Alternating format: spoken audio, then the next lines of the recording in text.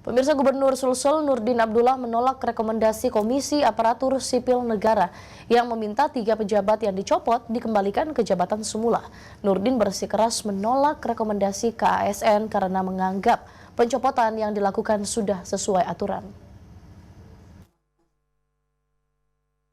Gubernur Sulawesi Selatan Nurdin Abdullah menyatakan telah menerima rekomendasi Komisi Aparatur Sipil Negara atau KASN terkait rekomendasi pengembalian pejabat eselon 2 lingkup Pemprov Sulsel yang dinonaktifkan beberapa waktu lalu.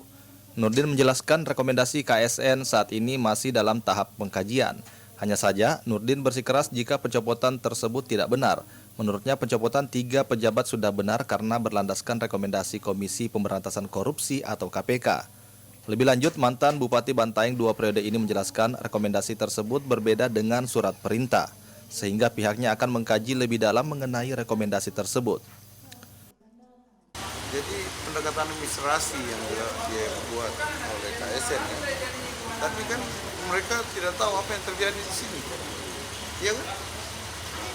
Jadi makanya kita kaji ulang, karena ini kan salah satu arahan KPK, hasil HP. Makanya itu yang kita ingin supaya kita tetap menghargai KASN ya, sebagai lembaga yang memang mengurusi ya dan melindungi kepentingan aparatur sipil negara.